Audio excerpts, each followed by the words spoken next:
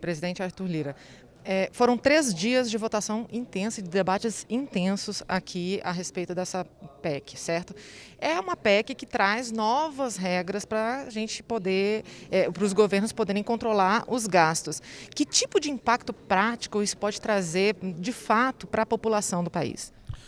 Olha, para a população, para o Brasil, para os governos, nós aprovamos no Senado e na Câmara inúmeras ferramentas de controle de gastos. Né? Uma sinalização muito forte de que daqui para frente o Brasil vai estar atento a conter suas despesas, a se programar, a ter previsibilidade, principalmente nessa questão dos gastos.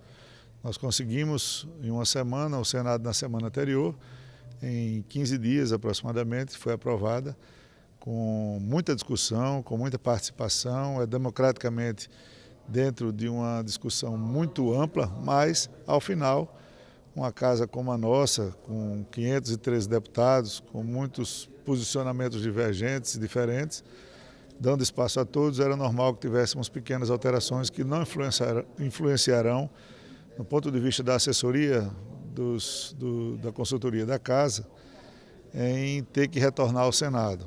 A nossa posição é de promulgação, deveremos ouvir também o Senado, a sua assessoria técnica, para que as duas casas possam, sim, conjuntamente, promulgar esta PEC e dar ao Brasil esse instrumento, essa caixa de ferramentas, para que façam a programação nos seus gastos públicos.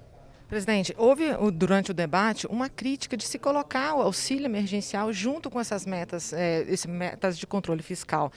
Por que foi necessário colocar isso junto e por que uma coisa está atrelada à outra? Lógico que você precisa de uma sinalização, você não pode o tempo todo, e nós entendemos que esse momento de pandemia é um momento sério, um momento grave, requer medidas mais duras, requer medidas mais efetivas. Nós sempre defendemos a manutenção provisória do auxílio em momentos como esse que nós estamos passando, mas também sempre defendemos a criação de um programa permanente, mais inclusivo, muito mais inclusivo do que o Bolsa Família, por exemplo, num valor maior.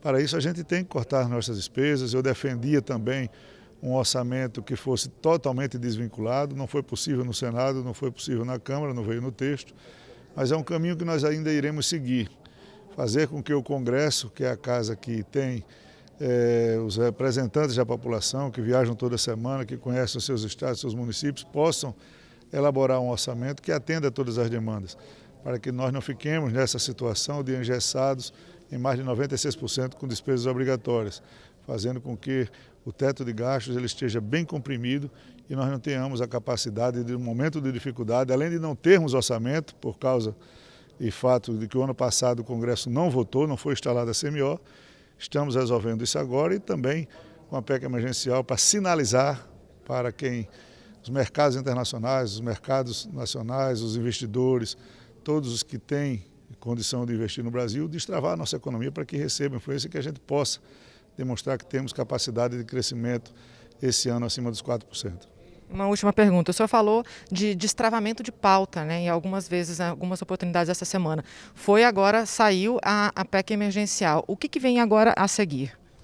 Nós tínhamos a previsão já desde a semana passada da votação da Lei do Gás. Vamos começar a tramitar a reforma tributária, né? Espero que numa conversa amanhã com o presidente Rodrigo, nós tínhamos já um calendário de apresentar para as duas casas e para a população o relatório, né, da reforma tributária, da comissão mista.